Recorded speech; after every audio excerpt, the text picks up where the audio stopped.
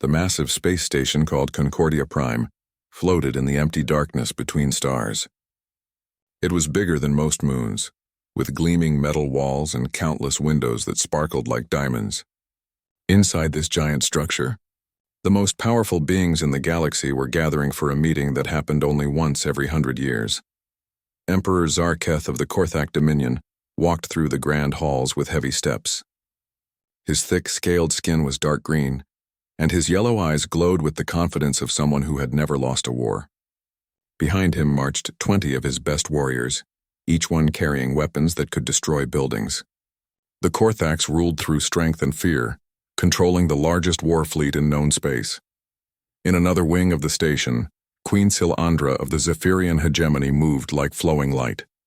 Her body was made of living crystal that changed colors as she thought. The Zephyrians controlled all the information networks across half the galaxy. Every message sent, every data transfer made, every secret shared, they knew about it all. Knowledge was their weapon, and they used it better than anyone else. The ethereal conclave sent 3 of their kind, though calling them beings was strange. They looked like clouds of glowing energy that sometimes took the shape of tall, thin figures. They could bend space and time itself, making gravity do whatever they wanted.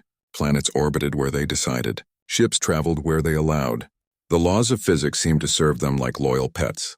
From the industrial sectors of the galaxy came the Moltar Syndicate. Their representatives looked like giant insects walking on 2 legs, with 4 arms and compound eyes that saw everything at once. But the scary thing about the Moltar was not how they looked, it was how they thought. Every individual Moltar was connected to every other one through their minds. They shared thoughts, memories, and decisions instantly across millions of worlds. When one Moltar decided something, they all decided it at the same moment. The last group to arrive was perhaps the most dangerous. The Vailnathi Empire sent Lady Morgana, a woman who looked almost human except for her completely black eyes and the way shadows seemed to follow her wherever she went. The Vailnathi could read minds, control thoughts, and make people do things without them even knowing why. They ruled not through force or knowledge, but by making their subjects want to obey. These 5 powers had controlled the galaxy for 3,000 years. They had fought wars, made peace, divided territories, and kept the balance of power stable. Smaller species served them, traded with them, or hid from them. No one challenged them because no one was strong enough to do so. The meeting room was enormous, with a round table made from a single piece of rare stone that came from the center of the galaxy. Each ruler sat in a chair designed for their specific needs. Holographic displays showed maps of star systems, trade routes, and military positions. Everything was formal, respectful, and carefully planned. Emperor Zarketh spoke first, his voice deep and rough like grinding rocks. "We have reports from our outer territories.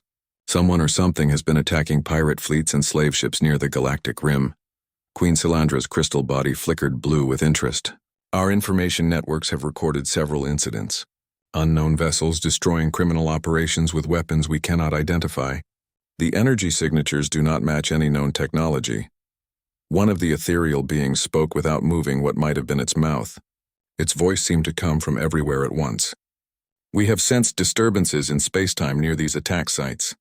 Something is moving through dimensions that should not exist." Lady Morgana leaned forward, and the shadows around her seemed to lean with her. "Our psychic scouts have tried to read the minds of survivors from these attacks. What they found disturbs us. The survivors speak of a single ship, moving impossibly fast, using weapons that ignore shields and armor. They describe it as a ghost ship that appears from nowhere and vanishes just as quickly." The Moltar representative clicked its mandibles together in the way their species showed concern. When it spoke, its voice had the strange quality of many individuals talking as one. "We calculate that no single vessel should be able to destroy entire fleets. Our hive mind has analyzed all known technologies. None can account for these attack patterns." Emperor Zarketh slammed his fist on the stone table, making the whole room shake. "Impossible. No single ship exists that could challenge even one of our fleets, let alone destroy criminal organizations that use stolen military equipment. These reports must be exaggerated." The other rulers nodded in agreement. They had ruled for so long, had such advanced technology, and commanded such vast resources that the idea of a real threat seemed ridiculous. Pirates and criminals were nothing compared to their organized fleets. If someone could destroy criminal operations so easily, Why had they not revealed themselves? Why had they not made contact with the galactic powers? Perhaps, suggested Queen Salandra, we are dealing with a previously unknown species that has recently achieved spaceflight.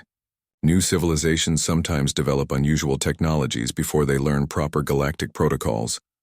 The ethereal being pulsed with what might have been amusement. If such a species exists, they will learn their place soon enough. The galaxy has an order that has worked for millennia. New players must fit into the existing structure or be removed. Lady Morgana smiled, but it was not a pleasant expression. We could send probe ships to investigate. A show of force would encourage these unknown attackers to identify themselves and explain their actions. The Moltar representative calculated quickly, as their species always did. Agreeable. We propose a joint investigation fleet. Each power contributes ships and resources. The unknown force will face the combined might of the galactic rulers. Emperor Zarketh nodded approvingly. Excellent. I will send 3 of my best battle cruisers. Nothing can stand against Korthak military might. The other rulers made similar commitments. They would send their finest ships, their best crews, and their most advanced weapons. Whatever was causing trouble in the outer territories would soon learn what happened to those who disturbed the galactic peace. None of them noticed the subtle energy readings that appeared on their sensors for just a moment before disappearing. None of them realized that space itself had just been scanned by technology beyond their understanding. And none of them suspected that their entire conversation had been recorded by systems that existed in dimensions they had never discovered. Far away, in the darkness between galaxies, something much larger than Concordia Prime received the transmission. In command centers that defied physics as the galaxy understood it, beings who looked surprisingly familiar began to make their own plans. The Galactic Summit continued for 3 more days. The rulers discussed trade agreements, territorial boundaries, and military treaties. They felt secure in their power, confident in their technology, and certain that their civilization was the peak of what the universe could achieve. They had no idea that their long reign was about to end. They had no idea that the ghost ship in the reports was real and that it was not alone. Most importantly, they had no idea that the species they were about to encounter had spent 300 years preparing for this exact moment. The summit ended with formal ceremonies and diplomatic pleasantries. Each ruler returned to their home territories feeling satisfied that the galaxy remained under their control. The investigation fleet was assembled and sent toward the rim territories where the mysterious attacks had occurred. It would be the last fleet the old Galactic Order would ever send. 3 days after the Galactic Summit ended, the investigation fleet reached the outer rim territories. Admiral Vextar of the Zephyrian forces commanded the joint operation from his flagship, a massive crystal ship called the Infinite Light. The fleet was impressive by any standard. 15 of the most advanced warships in the galaxy, each one capable of destroying entire planets. The Korthak battlecruisers moved like predators through space, their hulls covered in weapons and armor thick enough to stop nuclear explosions. The Moltar vessels buzzed with constant activity as thousands of minds shared information instantly. Ethereal ships seemed to bend reality around them, making space itself curve to their will. The Veil Nathi vessels were hard to look at directly, as if they existed only partly in normal reality. Admiral Vexitar felt confident as he studied the tactical displays. Whatever had been destroying criminal operations in this region would soon face the combined might of the galaxy's greatest civilizations. His crystal body pulsed with satisfaction as he prepared to send a message demanding immediate surrender from whoever was responsible for the attacks. Then the universe broke. It started as a small distortion in space, visible only on the most sensitive instruments. The ship's sensors detected something impossible. Reality was folding in on itself like a piece of paper being crumpled. Energy readings spiked beyond anything in their databases. Gravity waves pulsed outward in patterns that should not exist. What is that? Admiral Vextar demanded, his crystal form flickering between colors as confusion and concern warred in his mind. The sensor officer, a younger Zephyrian with bright blue crystalline skin, stared at his displays in shock. Admiral, I am reading massive spatial distortions. Something is emerging from dimensions we cannot measure. On the view screen, space itself seemed to tear open. Not like a portal or gateway that advanced civilizations sometimes used, but like a wound in reality that bled darkness and impossible energies. The investigation fleet's instruments screamed warnings as forces beyond their understanding reached into normal space. Then it appeared. The ship that emerged from the dimensional tier was unlike anything in the galactic databases. It was clearly artificial, but its design followed no known principles. The hull was dark metal covered in scars and burn marks that told stories of countless battles. Strange symbols were painted along its sides in white and red. Energy pulsed through channels carved into its armor, and weapons bristled from every surface. But the most shocking thing about the ship was not its appearance, it was its size. The vessel was enormous, easily dwarfing even the largest ships in the investigation fleet. It moved with purpose and confidence, completely ignoring the 15 warships that surrounded it. Admiral Vextar opened communication channels immediately. Unknown vessel, you have entered restricted space during a military operation. Identify yourself and state your intentions or you will be destroyed. The response came instantly, broadcast on all frequencies in perfect galactic standard languages. The voice was calm, confident, and utterly human, though none of the fleet commanders recognized that yet. This is Captain Sarah Chen of the Earth battleship Defiance. You will immediately cease all hostile activities against human colonies and civilian populations. You have 30 seconds to comply before we take defensive action. The fleet commanders looked at each other through their communication links. Earth, humans. Their databases contained only fragments of information about a primitive species discovered on the galactic rim centuries ago. Last reports indicated they had barely achieved basic spaceflight before mysteriously disappearing from all sensors. Admiral Vextar's crystal body flashed red with anger. I am Admiral Vextar of the Zephyrian Hegemony, speaking for the combined galactic powers. You will surrender immediately and prepare to be boarded. Your ship and crew will be taken for questioning about recent attacks on legitimate operations in this sector. The human ship's response was immediate and devastating. The Defiance moved forward without any visible means of propulsion. It simply decided to be somewhere else and was there, passing through the investigation fleet's formation like it was moving through empty space. The advanced shields that protected the galactic ships, energy barriers that could stop planet-killing weapons, might as well have been soap bubbles. What happened next was not a battle. It was a demonstration of power so overwhelming that the fleet commanders could barely comprehend what they were seeing. The Defiance fired its weapons. Energy beams that bent space around them struck the Korthak battlecruisers. Armor that could withstand nuclear explosions melted like ice in a furnace. Projectiles that traveled faster than light itself punched through hulls designed to be indestructible. Missiles that seemed to exist in multiple dimensions at once bypassed shields and struck vital systems with impossible accuracy. The Moltar hive ships tried to coordinate their defense, but their shared minds suddenly went silent as electronic warfare systems more advanced than anything they had imagined tore through their neural networks. The Veilnathi attempted to use their psychic powers against the human ship, but found their mental attacks simply absorbed and reflected back at them with devastating effect. The ethereal vessels tried to use their mastery of space-time to escape, but discovered that the human ship existed in dimensions they could not access or understand. When they attempted to bend reality around the Defiance, the ship's own dimensional manipulation systems simply overwrote their commands and turned their weapons against them. Admiral Vextar watched in horror as his fleet was systematically destroyed.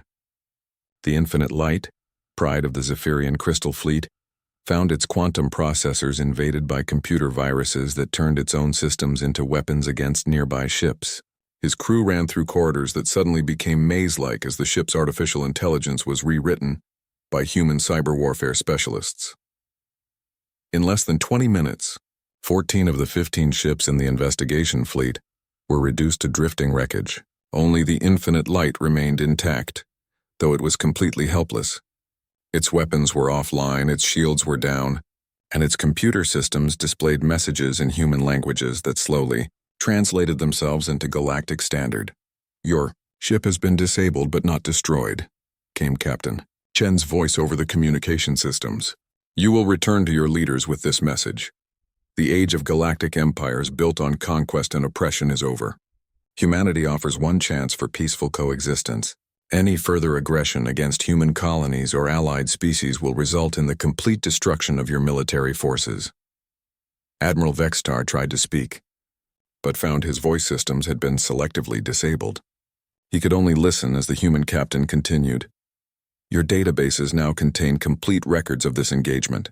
Your leaders will see exactly what happened here. They will understand that this was not our full capability, merely a small demonstration. The ship you face today is one of thousands. The weapons you experienced are our older models. The crew that defeated your fleet numbers less than 2,000 humans. The communication channel fell silent for a moment. Then Captain Chen spoke again. Her voice carried a weight that made even the crystal being feel afraid. You have 7 standard days to recall all military operations against human interests. After that, we will assume you have chosen war. I suggest you choose very carefully.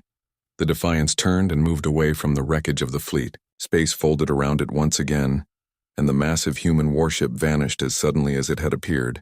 The dimensional tier sealed itself, leaving no trace that it had ever existed. Admiral Vexitar sat alone in his damaged command center, surrounded by the bodies of his crew and the wreckage of what had been the galaxy's most advanced military force. In his databases, new files were automatically copying themselves, containing technical specifications that his species' greatest scientists would study for generations without fully understanding. The investigation fleet had found what it was looking for. Unfortunately for the galactic powers, what they found was far more dangerous than they had ever imagined possible. The emergency session of the galactic powers convened within hours of Admiral Vextar's return. The crystal being could barely speak as he transmitted the battle records to the assembled rulers. The holographic displays showed the impossible. Their most advanced fleet, destroyed by a single ship from a species they had dismissed as primitive. Emperor Zarketh paced around the conference table like a caged predator, his scaled hands clenched into fists. This cannot be real. No single vessel possesses such firepower. Your records must be corrupted. But the technical data was undeniable. The ethereal beings studied the sensor readings with growing alarm, their energy forms flickering with confusion and fear. The weapon signatures defied everything they understood about physics. The ship's movement through dimensions they could not even detect suggested technology centuries beyond their own. Lady Morgana of the Vailnathi sat very still, her black eyes reflecting images from the battle that played over and over in her mind. She had tried to psychically contact the human ship during its attack on the fleet, and what she had felt still terrified her. The minds aboard that vessel were protected by mental shields she could not penetrate. Worse, they had somehow turned her own psychic powers back on her, leaving her with a splitting headache that lasted for days. The Moltar representatives clicked their mandibles together in rapid patterns, sharing thoughts and calculations across their hive mind network. After several minutes of this internal discussion, they spoke as one. We have analyzed all available data. Probability of deception, less than 1%. Probability of unknown technology, 97%. Recommended action, immediate diplomatic contact. Queen Silandra's crystal body pulsed with angry red light. Diplomatic contact? They destroyed our ships without warning. This is an act of war. No, said a new voice from the chamber's communication system. This was a warning. Every being in the room turned toward the speakers. The voice was human, female, calm, and speaking galactic standard with perfect pronunciation. Security systems throughout Concordia Prime screamed alerts as they tried and failed to trace the signal's origin. I am Captain Sarah Chen of the Earth vessel Defiance. I request permission to address the Galactic Council. Emperor Zarketh roared with fury. You dare invade our most secure facility? Guards, find the source of this transmission. Your guards cannot find me because I am not aboard your station, Captain Chen replied calmly. I am currently in orbit around your homeworld, Emperor. The same orbit your personal defense fleet occupies. They seem unaware of my presence. The Emperor's yellow eyes widened in shock. Impossible. His homeworld was defended by over 200 warships and the most advanced sensor networks in the galaxy. Nothing could approach undetected. Lady Morgana stood slowly, shadows swirling around her like living things. What do you want, human? I want to prevent unnecessary bloodshed, Captain Chen answered. Your species have ruled this galaxy for 3,000 years. That time is ending. How it ends depends entirely on your choices in the next few minutes. A holographic projector in the center of the table activated without anyone touching the controls. The image that appeared showed a woman in her 40s wearing a simple military uniform. She had short brown hair, intelligent brown eyes, and an expression of calm confidence. She looked remarkably ordinary for someone who had just destroyed the galaxy's most powerful fleet. "Allow me to tell you the real story of humanity," Captain Chen began. "Your records show that Earth was discovered 3 centuries ago by Zephyrian scouts. What your records do not show is that this was not first contact. The holographic display changed, showing images of early human history that none of the galactic powers had ever seen. Primitive humans working with strange tools, building devices that looked far too advanced for their supposed technology level. First contact occurred 400 years ago, when a damaged slave ship crashed on Earth. The crew survived and made a deal with human governments. In exchange for technology and information about the galaxy, they would help humanity prepare for eventual contact with galactic civilization." Queen Silandra's crystal form flickered with shock. "Impossible. Our databases would contain records of any lost ships. Your databases contain what we allowed them to contain," Captain Chen replied. "We learned very quickly that humanity was viewed as a potential slave species by most galactic powers. So we made a decision that probably saved both our species and yours." The holographic display showed images of massive underground facilities, hidden space stations, and construction projects that defied understanding. Humans were working alongside strange alien technologies, but the designs were clearly human in origin. We went dark. Every human colony, every space station, every ship, we moved them all into dimensions that your sensors cannot detect. For 3 centuries we have been watching you, learning from you, and preparing for the day when we would have to defend ourselves. Emperor Zarketh slammed his fist on the table again. "You lie. No species could hide entire civilizations from our detection networks." Captain Chen smiled, and the expression was not entirely pleasant. "Emperor, at this moment, there are 12 human ships in orbit around each of your homeworlds. Your sensor networks have been compromised for over 50 years. We have been reading your communications, studying your technology, and preparing countermeasures for every weapon in your arsenals." The rulers looked at each other with growing alarm. The Moltar representatives were calculating frantically, their hive mind working to process the implications of what they were hearing. "The ship that destroyed your investigation fleet," Captain Chen continued, "is one of 10,000 vessels in the Earth Defense Force. It is not our most advanced ship. It is not our largest ship, and its crew of 1,800 humans represents less than 1% of our total military personnel." The holographic display changed again, showing images that made the assembled rulers gasp in shock. Massive shipyards floating in dark space, construction facilities that dwarfed entire planets, and fleet formations that stretched from one star system to another. "We have 8 billion humans under arms," Captain Chen said quietly. "Every one of them has spent their entire life training for war against technologically superior opponents. Every one of them knows that the survival of our species depends on never again being caught defenseless."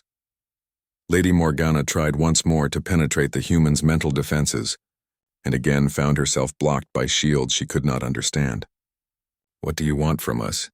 "We want what we have always wanted," Captain Chen replied. "To be left alone to live our lives in peace.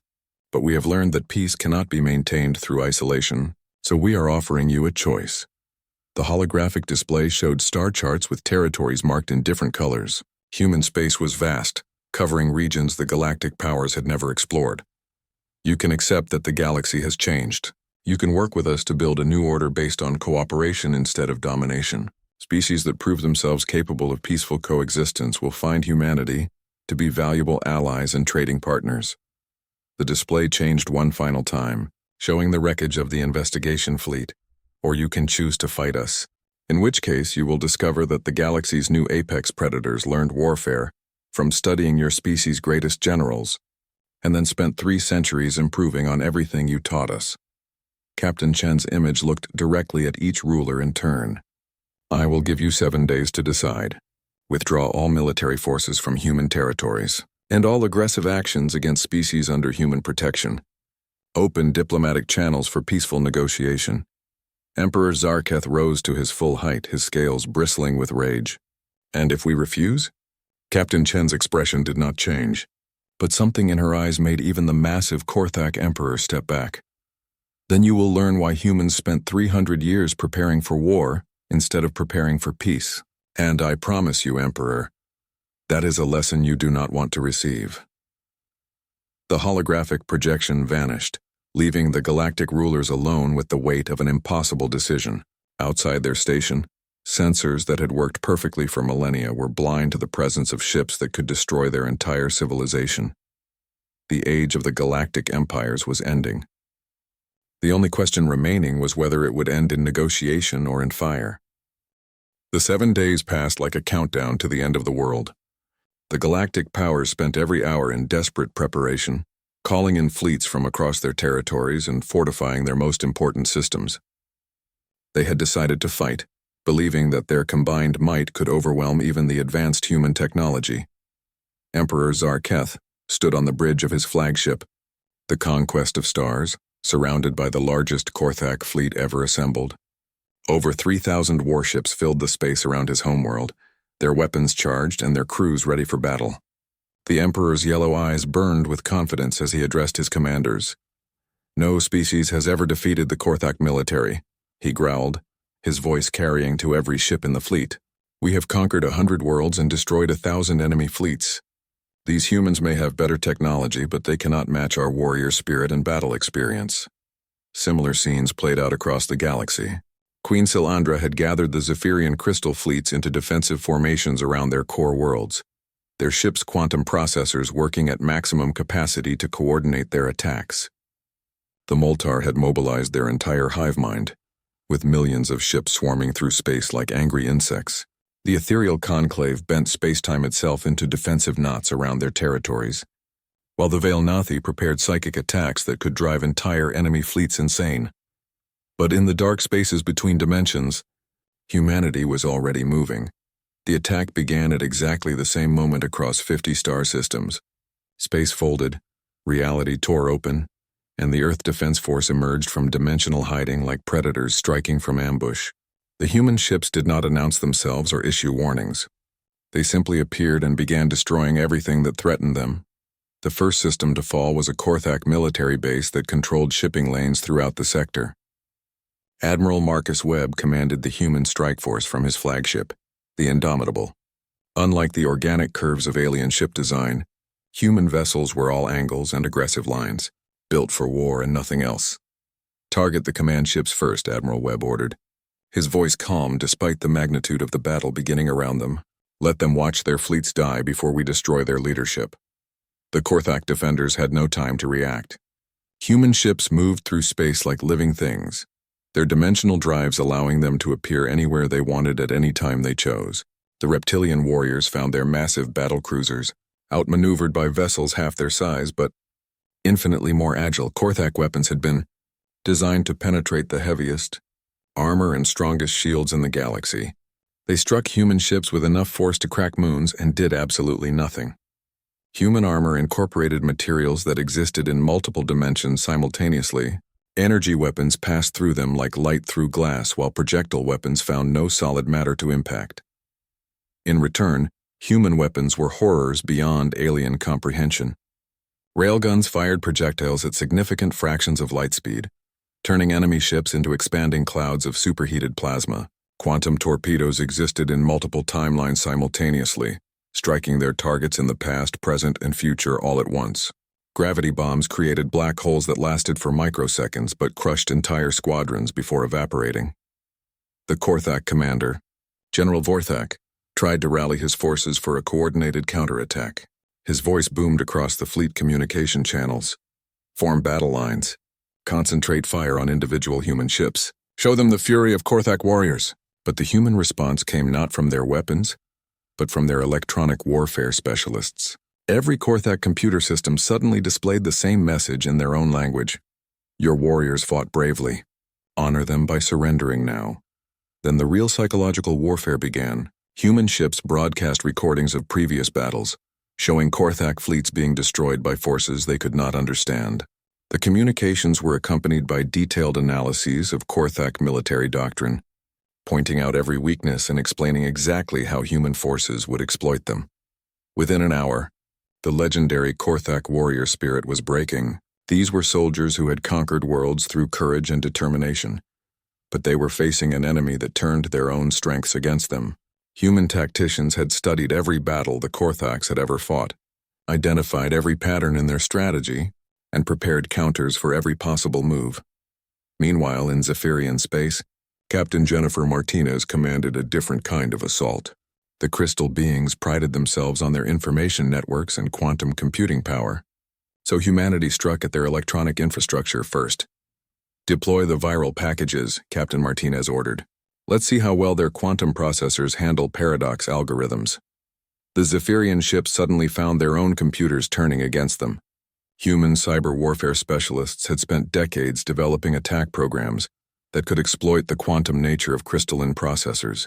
Instead of simply destroying the enemy computers, the human viruses made them think in loops, calculate impossible equations, and eventually achieve something like artificial insanity. Zephyrian ship crews watched in horror as their vessels began firing on each other, following targeting solutions generated by their own compromised computers. Their communication networks carried human propaganda disguised as standard military orders. Their sensor arrays showed them false images of victory, while their ships were actually dying around them. Queen Silandra tried to coordinate her forces from her flagship, but found her own quantum processors infected with human logic bombs. Every command she gave was subtly altered by the viral programs before being transmitted to her fleet. When she ordered her ships to retreat, they received orders to attack. When she called for reinforcements, her messages requested immediate surrender. The Moltar faced a different nightmare. Their greatest strength, the hive mind that connected every individual across their entire species, became their greatest weakness when humanity turned it against them. Colonel Sarah Kim led the assault on the primary Moltar fleet from her ship, the Thunderbolt. Her crew included specialists trained in what humans called mimetic warfare, the art of using ideas as weapons. "Begin neural broadcast," Colonel Kim ordered. "Transmit the individualization protocols." The human attack on the Moltar was not physical but psychological. Instead of destroying their ships, humanity transmitted carefully crafted thoughts directly into the hive mind network. These were not random ideas but precise psychological tools designed to make individual Moltar begin thinking for themselves. For a species that had shared collective consciousness for millions of years, suddenly experiencing individual thought was like being struck by lightning. Moltar drones across entire fleets began making their own decisions, questioning orders and developing personal opinions. The hive mind that had been their greatest strength fractured into millions of confused individual minds. Moltar ships began moving in random directions as their crews struggled to function without the constant guidance of collective thought. Some vessels simply stopped moving entirely as their crew sat paralyzed by the overwhelming experience of personal consciousness. Others began fighting each other as different groups of newly individualized. Moltar developed conflicting ideas about what they should do. The ethereal conclave discovered that their mastery of spacetime meant nothing against opponents who existed in dimensions they could not perceive or manipulate. Human ships phased in and out of reality like ghosts, appearing long enough to fire devastating attacks before vanishing into dimensional spaces the ethereals could not access. General Amanda Foster commanded the human forces assigned to ethereal territory from her flagship, the Reality Storm. Her crew included physicists who had spent their entire lives studying dimensional manipulation technology. "Deploy the dimensional anchors," General Foster ordered. "Lock their ships into normal spacetime and keep them there." The ethereal beings found themselves suddenly trapped in three-dimensional reality, unable to access the higher dimensions they normally used for both defense and attack. Human dimensional warfare specialists had developed technology that could force matter to exist in specific dimensional configurations, effectively imprisoning the energy-based aliens in forms they could barely control. The Vailnathi Empire faced perhaps the cruelest irony of all. Their psychic powers, which had allowed them to dominate other species for millennia, proved useless against human minds that had been specifically trained to resist mental manipulation. Admiral Lisa Chen, Sarah's sister, led the assault on Vailnathi space from her flagship, the Mind's Eye.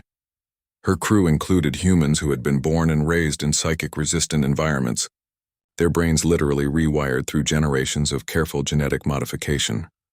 "Activate the CI scramblers," Admiral Chen ordered. Let's show them what psychic warfare really looks like.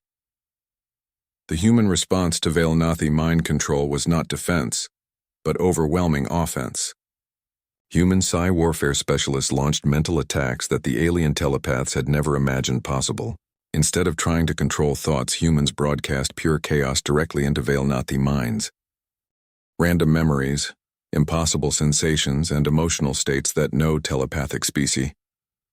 6 months after the first human ships emerged from dimensional space, the war was over, not because humanity had conquered every world or destroyed every enemy fleet, but because the galactic powers had finally understood what they were truly fighting against.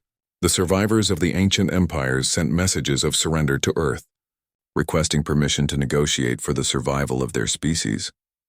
Earth itself had become something beyond the imagination of those who once dismissed it as a primitive backwater world. The planet was now the center of a defensive network that could annihilate entire invasion fleets before they came within a light year of the system. Massive orbital shipyards constructed vessels that made the Defiance look like a small patrol boat. The space around Earth buzzed with activity as thousands of ships from dozens of species came and went on missions across the galaxy. But perhaps the most shocking transformation was not technological, but political. Instead of establishing humanity as the new galactic overlords, the Earth government had created something unprecedented in galactic history, a true meritocracy, where species were judged not by their military power or ancient heritage, but by their contributions to galactic civilization. Captain Sarah Chen, now promoted to Admiral of the Fleet, stood in the command center of the Earth Defense Headquarters, watching displays that showed the status of human operations across the galaxy. Her brown hair had gained streaks of gray during the war, and her eyes carried the weight of decisions that had reshaped the universe. But her voice remained calm and confident as she addressed the assembled representatives of the former galactic powers. Emperor Zarketh looked very different from the proud warrior who had once commanded the largest fleet in the galaxy. His scales were dull with defeat, and his yellow eyes no longer burned with arrogant confidence. The Korthak Empire that had once ruled through fear and conquest now controlled only a handful of systems, their massive military reduced to planetary defense forces. Admiral Chen, the Emperor said, his voice barely above a whisper, "My people await your judgment. The Korthak military code demands that we accept whatever punishment you decree for our resistance to your forces." Admiral Chen studied the defeated ruler for a moment before responding. "Emperor, humanity does not believe in punishment for the sake of punishment. We believe in giving people the opportunity to prove they can be better than they were before." She activated a holographic display that showed detailed plans for reconstruction projects across former Korthak space. "Your species has always prized strength and military skill. We offer you the chance to use those qualities in defense of weaker species, rather than in their conquest. There are pirate fleets still operating in the Outer Rim, slaver organizations that prey on developing civilizations, and criminal cartels that exploit the weak and defenseless." The Emperor's eyes widened with surprise. He had expected execution or permanent imprisonment, not an offer to serve in humanity's forces. "You would trust us with weapons and ships after we fought against you?" "Trust is earned," Admiral Chen replied. "But everyone deserves the chance to earn it. Former Korthak military personnel who prove they can fight for protection, rather than conquest, will find themselves welcome in the Galactic Defense Force. Those who cannot adapt to this new reality will find themselves confined to their home systems until they can." Queen Silandra of the Zephyrians spoke next, her crystal body flickering with colors that indicated deep uncertainty. "Admiral, our information networks were completely compromised during the war. Our quantum processors were turned against us by your cyber warfare specialists. What role could we possibly serve in your new galactic order?" Admiral Chen smiled, and for the first time the expression seemed genuinely warm. "Your Majesty, your species has spent millennia perfecting information storage and transmission technologies. Instead of using those skills to spy on and manipulate other species, we invite you to help us build the galaxy's first truly open communication network." The holographic display changed to show plans for a massive project that would connect every civilized world in the galaxy.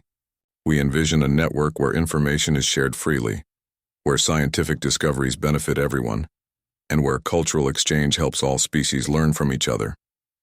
Your expertise in quantum processing and data management would be invaluable in making this dream a reality. The Moltar representatives clicked their mandibles together in rapid consultation before speaking as one. Admiral Chen, our hive mind has been damaged by your individualization protocols. Many of our people now think as separate beings rather than as part of the collective. This change terrifies us. Change often does, Admiral Chen acknowledged, but we have observed that many of your newly individualized people are showing remarkable creativity and innovation. The hive mind was efficient, but it was also limiting. Individual Moltar are developing ideas and solutions that your collective consciousness never could have conceived. She gestured toward another section of the display, showing research facilities where human and Moltar scientists worked side by side.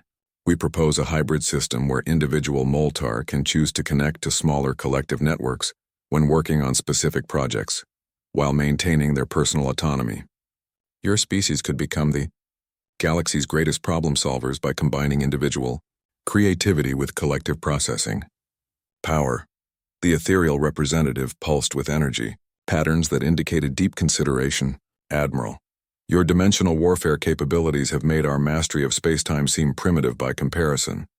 We do not understand how we could contribute to a civilization so far advanced beyond our own. Admiral Chen's expression became more serious. Your mastery of gravitational manipulation is not primitive. It's simply specialized in different directions than our dimensional technology. We have learned to move between dimensions, but you understand how to shape the fundamental forces that hold the universe together. We need that knowledge. The display showed images of massive construction projects, artificial worlds, interstellar bridges, and structures that defied conventional engineering.